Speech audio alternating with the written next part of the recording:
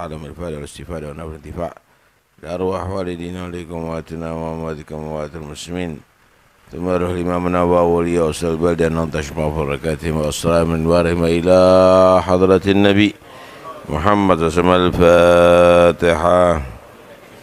بسم الله الرحمن الرحيم. الحمد لله رب العالمين الرحمن الرحيم إياك نعبد وإياك نستعين صراط المغضوب عليهم ولا الضالين آمين. Bismillahirrahmanirrahim. Alhamdulillah rabbil alamin. Allahumma shalli ala sayyidina Muhammadin wa ala alihi washabbihi ajma'in. Qala al-muslim rahimallahu nafa'ana bi fadarin amin. Aniz Zubair ibn Adi. Qala, daripada Zubair bin Adi berkata, ataina Anas bin Malik, kami mendatangi Anas bin Malik radhiyallahu an. Fasyakauna, maka kami mengadu ilaihi kepada Anas bin Malik, manalga, apa yang kami temui, minal Hajjad, daripada kezaliman Hajjad bin Yusuf, seorang amir yang sangat zalim, banyak membunuh, banyak menindas. Faqala, maka berkata Anas, isbiru, yang sabar kalian. Fa innahu, sesungguhnya, la ya'ti alaikum zaman, tidaklah datang kepada kalian satu zaman, illa kecuali walladzi ba'dahu, yang setelahnya zaman itu, syarrun, lebih jelek, minhu, daripada zaman yang berlalu. Hatta, demikian terus, hatta, sehingga talqau, kalian semuanya menemui Rabbakum, Tuhan kalian. Menemui Tuhan kalian bisa al-maut, artinya sampai mati, bisa sampai kiamat. Sami'tuhu, aku mendengar ini kalimat atau ini kalam min nabiyikum, daripada nabi kalian semuanya, Nabi Muhammad SAW. Rawahul Bukhari, meriwayatkan hadis ini al-Imam Bukhari. Hajjad bin Yusuf ini dia gubernur, Pak. Alimnya luar biasa. Malah ada yang berpendapat bahasa Arab dulu itu tanpa titik, untuk membedakan kha, jim, ha itu sulit. Shad, bot itu sulit. Ta, ba, ra, zai itu sulit. Sin, shin, antara ba, ya, ta, tha, nggak ada titiknya dulu itu. Ada berpendapat malah yang buat nukot, yang membuat titik ada di Al-Quran itu Hajjad bin Yusuf, alim, cuma zalim. Nah itu kadang-kadang ada ada beda, Pak, antara maklum dan alim. Dan ada ilmu itu bukan hanya sekedar sebagai pengetahuan, tapi ilmu itu harus dipegang oleh yang alim untuk diwujudkan. Orang mempelajari tentang bab sholat, orang mempelajari tentang bab sholat, apa rukun-rukunnya, apa yang membatalkannya. Kalau perlu tadqiq, orangnya disebut alim, tapi nggak terwujud. Artinya Pak, orang yang alim tapi nggak sholat.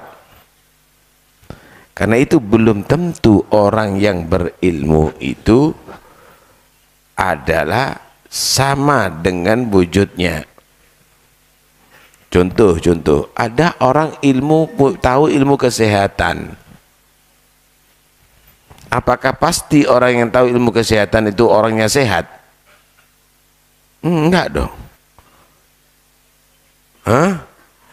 Kadang-kadang orang yang tahu ilmu kesehatan karena tidak diminum obatnya, karena tidak dijaga kesehatannya, karena dia melanggar daripada larangan-larangan yang bisa menyebabkan dia sakit, akhirnya walaupun dia mengetahui ilmu kesehatan tapi dia tadi itu adalah sakit. Karena itu belum tentu orang yang mengetahui itu adalah sesuai dengan ilmu yang diketahui. Orang yang alim apakah jadi orang yang sesuai dengan ilmunya? Belum tentu. Kadang-kadang nggak begitu. Nih lihat bukunya Hajjaj nih, alim dia, hafal Quran dia, tapi nggak sesuai. Karena itu Allah membahasakan orang yang alim itu bukan orang yang banyak ilmu, tapi orang yang takut. Ini kalau ilmu itu diamalkan menjadi orang yang takut. Innama yakhsyallaha min ibadihil ulama. Hanya saja orang yang takut kepada Allah di antara hamba-hamba ini adalah orang yang alim. Itu alim beneran, itu alim yang terwujud. Lah kalau hanya sekedar ilmu tapi nggak diamalkan, itu sama dengan orang yang mengetahui ilmu kesehatan tapi nggak diamalkan, jadinya sakit. Jadinya sakit. Sama dengan orang yang mengetahui ilmu masak tapi tidak masak, ya lapar. Hah? Wow, bumbunya ini, bumbunya itu, tapi diem tok, tidak ngamalkan, ya lapar. Nah, karena itu belum tentu orang yang alim itu sesuai dengan ilmu. Nih Hajjaj bin Yusuf, ini Hajjaj, wah jahat Pak, banyak yang dibunuh, banyak yang dibunuh sama Hajjaj ini. Si Zubair bin Adi sama beberapa orang datang kepada Anas bin Malik, seorang sahabat. Ini terjadi zamannya tabi'in. Jadi sahabat masih hidup tuh, udah banyak orang yang zalim. Ya. Karena itu jangan kaget kalau ada orang yang zalim tadi itu kadang-kadang menindas orang-orang yang soleh. Banyak Pak. Sayyidina Hasan aja diracun kok. Sayyidina Husin ditindas, jangan kaget. Ya itu, karena itu bumi ini tempat kedoliman. Bumi ini tempat kedoliman. Gak ada kedoliman di langit, gak ada kedoliman ada di akhirat. Di sini tempat kedoliman, di sini tempat kemaksiatan, di sini tempat kekufuran. Di sini tempatnya orang yang sombong, orang yang congkak. Di sini terjadi kekejaman. Bumi ini, dunia ini.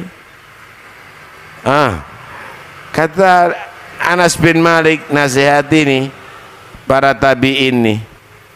Kata Anas bin Malik, isbiru, sabar, sabar. Kalau sudah ketemu begini nih ya sabar. Kenapa? Fa innahu la ya'ti 'alaikum zaman. Sesungguhnya tidak datang satu zaman. Zaman itu waktu ini. Illa kecuali walladzi ba'dahu, yang setelahnya syarrun minhu, lebih jelek daripada sebelumnya. Jadi kalau kita ke belakang Pak, ke belakang, ini zaman itu akan lebih baik. Zaman sekarang dengan 50 tahun yang lalu lebih baik. Tuh lihat bagaimana tokoh-tokoh ulamanya. 100 tahun yang lalu, wah lebih baik lagi. 200, terus demikian sampai zamannya Nabi, ya zaman terbaik itu. Itu zaman terbaik, khairul qurun Kalau kita lihat ke belakang. Tapi kalau lihat dari zaman Nabi turun ke bawah, zaman tabi'in, zaman itu sampai zaman sekarang tambah elek, tambah elek, tambah elek. Walladhi la ya'ti zamanun, tidak datang satu zaman kecuali yang setelahnya akan lebih jelek dari zaman sebelumnya. Sekarang dengan 50 tahun yang akan datang lu elek, 5 tahun yang akan datang. Kalau kita bayangkan 50 tahun yang berlalu, orang jadi pelacur itu malu Pak, masih malu. Cari tempat yang sepi, ini ada orang yang gelap gitu ya. Kalau sekarang paes tengah jalan, kadang-kadang awe-awe motor, bukan hanya truk, sekarang mobilnya ustadz di awe pisan. Kalau orang dulu itu jadi bencong itu malu. Kalau sekarang punya grup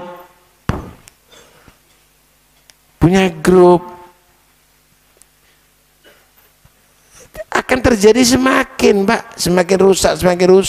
50 tahun yang akan datang, wallahu alam apa yang terjadi.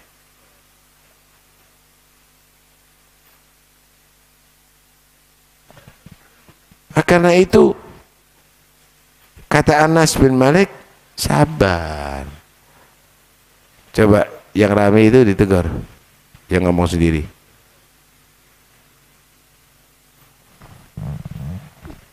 Zaman yang setelahnya akan lebih jelek daripada zaman yang sebelumnya. Dan itu yang disabdakan oleh Nabi SAW. Artinya begini dok.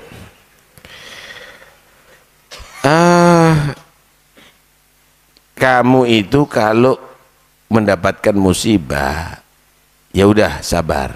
Tapi kalau ada kesempatan untuk beramal soleh, jangan disia-siakan. Sekarang ini misal ada yang menyatakan ini pemerintahan dolim itu dan ini, oke. Bisa ada majelis khair, ya hadir majelis khair, masih ada kan, masih ada kesempatan. Sholat berjamaah nggak dilarang, hadir sholat berjamaah. Ambil kesempatan untuk berbuat baik di zaman apapun, walaupun zaman kedoliman,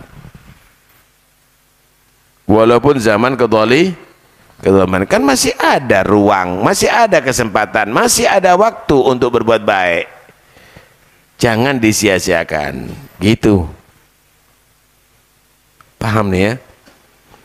Jadi enggak harus orang tadi itu Pak menuntut harus zamannya seperti zamannya Nabi, enggak akan bisa.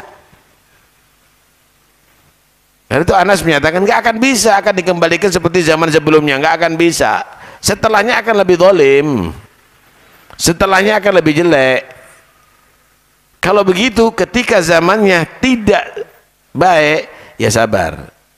Tapi jangan disia-siakan kesempatannya untuk melakukan kebaikan, beramal soleh, begitu.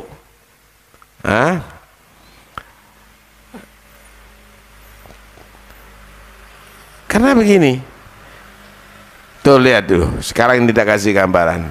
Haji dulu itu mudah ya, haji dulu itu mudah. Bagi orang yang suka ngakhirkan haji, akhirnya ketemu zaman sekarang susah sudah sekarang. Karena itu Nabi menyatakan hujju qabla an tumna'u, haji yo sebelum kamu dilarang. Ya sekarang ini nunggu begitu lama, kadang entar lagi mungkin dilarang sudah.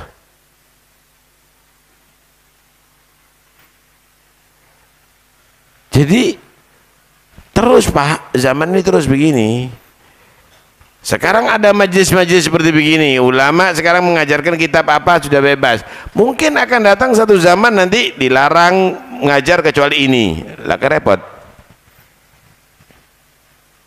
Dulu ada di Saudi misalnya, di Hijaz sana, orang baca maulid, tidak ada masalah. Datang satu zaman dilarang sekarang.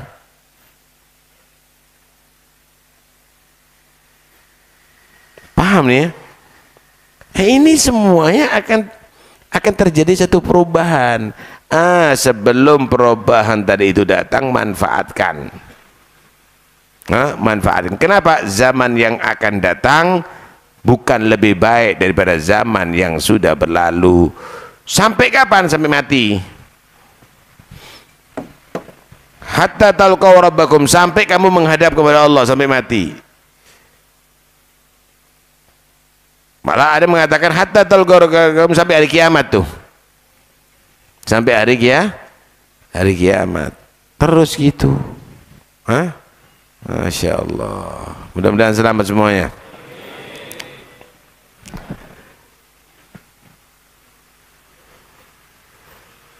Berarti semakin lama zaman ini akan semakin banyak fitnah, akan semakin banyak ujian. Harus siap ya, harus siap. Siapnya untuk apa? Isbiru, sabar. Sabar. Ada satu riwayat begini, Nabi menyatakan, inna min waraikum ayyamas sabr. Nabi berkata para sahabatnya, di belakang kamu itu ada hari-hari yang penuh kesabaran. Al-mutamassik fihinna yawma idin bimithli ma antum alaihi lahu ka ajri khamsina minkum. Orang yang berpegang dengan ajaran agama di zaman-zaman itu, yang mengikuti bimithli ma antum alaih, dengan ajaran yang kamu sekarang ikuti wahai sahabat, akidahnya, usulnya seperti kamu ini, keimanannya seperti kamu, semangat ibadahnya seperti kamu, maka dia akan mendapatkan pahala 50 kali lipat daripada ibadahnya seperti kamu, para sahabat. Kaget loh, ada orang yang hidup di zaman setelah sahabat tapi dapat pahalanya 50 kali lipat pahalanya sahabat. Ayo. Kalau sahabat mengingatkan, ya Nabi Allah, wahai Nabi Allah, mungkin salah ngomong nih Nabi nih.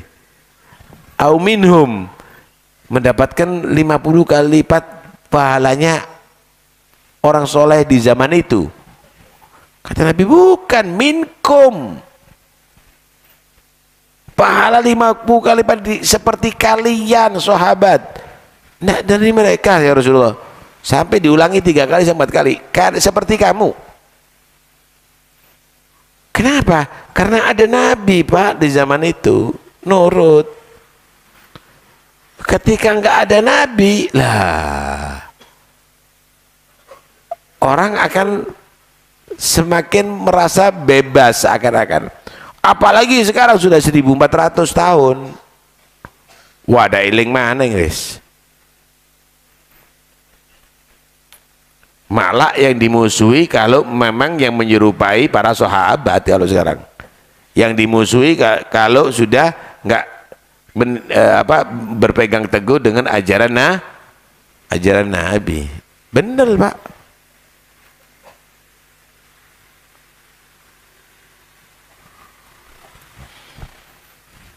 Ini ada gambaran juga di akhir zaman. Allah, semua yang diucapkan Nabi itu pasti terjadi ya. Nabi menyatakan begini, al ibadatu fil harji ka hijratin ilai. Beribadah di daerah atau di zaman peperangan itu adalah seperti hijrah kepada aku. Tuh lihat, di mana-mana perang kan? Di Syria perang, di Yaman perang, di Palestina perang, kalau Israel udah, di Lebanon perang, di Irak perang, di Iran perang, di Soviet perang, di mana lagi? Apa musuhnya Soviet itu? Ukraina perang, calon-calon perang juga ada ini sekarang ini. Bentar lagi Cina, Taiwan, terus gitu. Perang. Lah, yang di daerah peperangan dia tetap ibadah, dia tetap sholat berjamaah, dia tetap qiyamul lail, dia tetap belajar, dia tetap mengajar. Ini kata Nabi pahalanya seperti orang yang hijrah kepadaku. Nah, zamannya Nabi itu ada hijrah. Nah, meninggalkan kota Mekah, padahal di situ ada Ka'bah, daerah yang paling afdol. Di situ ada keluarganya, ditinggalkan. Kenapa? Demi untuk dekat dengan Nabi. Loyal kepada Nabi. Tinggalkan Mekahnya, pindah ke Madinah, ditinggalkan keluarganya, hidup dalam keadaan asing di Madinah. Wah, orang yang tetap ibadahnya nggak berubah di daerah pertempuran peperangan itu atau di zaman peperangan seperti hijrah kepada aku, kata Rasulullah. Iya. Masya Allah. Sian saudara-saudara kita di sana ya. Inti nikmat Pak. Tidak ada apa-apa di sini. Di sana ledakan Pak. Di sana ledakan. Cuma sekarang ada sound horek itu.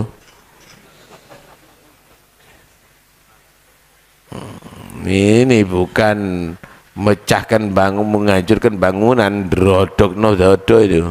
Tidak paham saya. Kok diizini model gitu umat ini?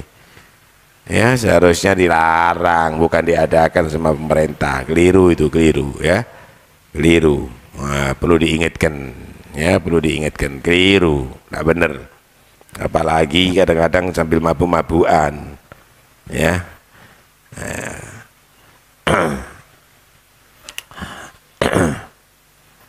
Bada al-Islamu ghariban thumma ya'udu ghariban kama bada. Islam itu dimulai dalam keadaan asing. Ajarannya orang asing lah ya, orang lagi kecanduan khamr diharamkan. Asing. Kok ini perempuan yang saat itu tidak disenangi, kalau ada orang punya anak perempuan, Islam mengajarkan hormati dan sayangi. Perempuan tidak dapat warisan dulu Bu. Islam menyatakan dapat warisan separuh daripada bagian lelaki. Hah? Dulu nggak dapat warisan perempuan itu. Nah, kemudian perempuan yang hanya sekedar untuk penghibur laki-laki diperintahkan ditutup auratnya, harus tidak boleh dibuka kecuali kepada yang mahram aurat tertentu atau kepada suaminya yang udah halal. Walhasil riba dulu itu adalah menjadi satu kebiasaan. Datang Islam dilarang itu renten. Islam mulai dalam keadaan asing. Nanti di akhir zaman kembali lagi, perempuan nutup aurat, kaget, wah teroris. Khamr menjadi minuman biasa lagi, warung-warung bebas menjual khamr. Perempuan jadi pelacur lagi. Wa sayaudu ghariban kama bada, bakal akan terjadi seperti dulu lagi sebagaimana dimulai Islam, sehingga kelihatan ada yang tidak minum khamr, waduh soleh ini orang, hebat ini orang, sehingga kalau ada perempuan nutup aurat kaget. Nanti kadang-kadang yang ngajarkan ajaran Islam misalnya sholat 5 waktu di masjid, kemudian dia etikaf, baca kitab. Heran kok ada orang model gini sekarang ini. Fatuba lil ghuraba, maka beruntunglah bagi orang-orang yang menjadi asing di zaman itu. Siapa orang-orang yang ghuraba? Tanyakan sama Nabi. Wa manil ghuraba ya Rasulullah, siapa orang yang asing ya Rasulullah? Alladzina yuslihuna hida fasadan nas, yaitu orang-orang yang dia itu berbuat baik, bersikap baik, berakhlak baik, istiqomah dalam ibadahnya, ketika sudah rusak nih orang. Saya mau tanya, di daerah Anda yang pergi ke masjid sama yang tidak pergi ke masjid, walaupun mayoritas umat Islam, lebih banyak mana? Hah? Yang belajar agama sama tidak belajar agama, lebih banyak mana? Yang baca Quran dengan yang nyanyi, lebih banyak mana? Yang berzikir dengan yang ngomong-ngomong kosong, lebih banyak mana? Ketika orang sudah begitu banyak rusak kemana-mana, tapi dia menjadi orang yang berbuat baik. Oh, ghuraba, ini adalah orang-orang yang beruntung, kata Nabi SAW. Paham nih ya? Masya Allah. Yang lain Nabi SAW juga bersabda, ya'ti ala nasi zamanun as-sabir fihi ala dinihi kal bakal gabit ala jamri. Bakal datang satu zaman, kata Rasulullah. Nabi ini juga mengatakan, satu zaman orang yang sabar tetap berpegang dengan ajaran agama, tetap menjadi orang istiqomah, orang yang taat, itu sulitnya seperti orang yang megang bara api dengan tangannya. Panas, panas, tapi kalau dilepas terbakar semuanya. Hah? Ya dikuat-kuat no, walaupun panas tetap dipertahankan. Kenapa? Karena cara selamat saat itu harus dengan mempertahankan ajaran agama. Oh, dimusuhi Pak kadang-kadang Pak, dimusuhi kadang-kadang. Yang nggak setuju misalnya 17 Agustus dengan orkesan, dimusuhi. Nah, yang nggak ikut misalnya karnaval karena ninggalkan sholat asar misalnya, dimusuhi, dimusuhi. Kalau sudah begitu tetap sampean pertahankan ajaran agama. Kalau enggak, ya terbakar di neraka nanti. Innaka intuti aktsara man fil ardi yudilluka an sabilillah. Kamu tadi itu kalau mengikuti kebanyakan orang, ya akan sesat kamu. Hah? Tambah nggak tahu jalur Pak kalau ngikuti orang. Karena itu udah ngikuti Allah, ngikuti ajaran Allah, ngikuti ajaran Rasulullah Sallallahu Alaihi Wasallam. Paham nih ya? Masya Allah. Nah itu, ayo, hadits ini selain menerangkan bagaimana akhir zaman, menerangkan kepada kita jangan ditunda-tunda loh ya. Karena nanti akan pasti ada perubahan, setiap hari ada perubahan, lebih jelek, lebih jelek, lebih jelek, lebih jelek. Semenjak kamu di keadaan sekarang ini, manfaatkan untuk banyak beramal soleh, jangan ditunda-tunda ya, jangan ditunda-tunda. Masya Allah.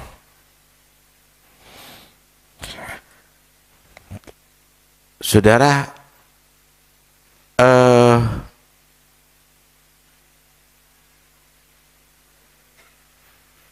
orang itu ya harus paham nilai daripada hidup di atas dunia ini. Apa nilainya kamu hidup di atas dunia? Udah, oh kalau lapar makan gitu, kalau sudah kekenyangan ke toilet gitu, kalau ngantuk tidur, bangun tidur keluyuran sampai ngantuk lagi. Kalau syahwat datangi istri, setelah itu udah ya sama sapi Pak, sama binatang model begitu. Itu kehidupan babi juga begitu. Kehidupan kita nggak boleh begitu. Afa hasibtum annama khalaqnakum abatha wa annakum ilaina la turja'un. Apakah kamu kira aku Allah menciptakan kalian semuanya tidak ada hikmahnya? Wes itu dok. Dan kamu tidak akan kembali kepada Allah untuk tanggung jawab? Ya enggak dong. Allah Maha Suci, mau main-main dengan hambanya Pak. Fata'alallahul malikul haq. Anda diciptakan ada tugas. Dikasih mata bisa melihat untuk melihat yang baik. Dikasih telinga bisa mendengar untuk dengarkan yang baik yang diridhoi oleh Allah. Dikasih mulut bisa berucap untuk mengucapkan yang baik. Dikasih kaki bisa berjalan untuk menuju ke tempat-tempat yang diridhoi oleh Allah. Begitu loh. Kok ndak ada arahnya hidup ini, abadan, seakan-akan ndak ada tugas, ndak ada hikmah gitu. Allah ciptakan kambing itu loh. Untuk apa? Untuk menyediakan susu bagi yang hidup. Untuk bisa dibuat kurban, dagingnya bisa dimakan. Allah ciptakan ayam itu loh, ada faedahnya. Untuk bisa diambil telurnya, bisa kita ambil macam-macam. Loh, Allah ciptakan nyamuk itu loh, ada faedahnya. Berapa banyak orang yang bisa bekerja gara-gara nyamuk? Tuh yang bekerja dari obat nyamuk, pabrik obat nyamuk, mulai Baygon, Nerit, apalagi itu berapa itu yang bekerja itu? Tuh lihat bagaimana obat-obat itu gara-gara nyamuk, obat malaria, obat demam berdarah, cikungunya, itu berapa banyak itu? Mungkin total semuanya di dunia ini puluhan juta, bisa ratusan juta dapatkan pekerjaan karena sebab seekornya. Terus kamu manusia ini apa tugasnya? Kok nggak nolong satu sama lain? Kok saling membenci satu sama lain? Kok egois? Kok nggak taat? Kok nggak berakhlakul karimah? Apakah aku Allah ciptakan kalian itu sia-sia, nggak ada untuk hikmah, dan kamu tidak akan kembali kepada Allah dengan tanggung jawab? Wis ngene dok dah nilai hidup itu. Turu ngedekno ketek, mangan ngedekno kotoran. Wis itu dok dah hidup ini. Ya ndak Pak, hidup itu ada tugas. Karena itu setiap nikmat yang Allah berikan kepada manusia harus dipertanggungjawabkan. Wala tus'alunna yauma idzin anin naim, ya. Mudah-mudahan insyaallah kita semuanya bisa mengetahui nilai hidup, ya. Mudah-mudahan insyaallah kita bisa mengisi kehidupan ini dengan taat kepada Allah Subhanahu wa taala. Amin Allahumma. Kita bacakan surat Al-Fatihah untuk Al-Habib Abdurrahman bin Syekh Al-Attas yang kemarin meninggal dunia, dan untuk juga Ibu Sulasti Kamila Az-Zahra. Mudah-mudahan kuburan mereka dijadikan kuburan surga. Allah terima semua amal kebaikannya. Yang punya hajat Allah yang punya hajat Allah sampaikan semua hajatnya. Yang sakit mudah-mudahan insyaallah Allah berikan kesembuhan, sehat walafiat lahir maupun batin. Ala hadini yakun salihah. Al-Fatihah. Bismillahirrahmanirrahim. Shiratal ladzina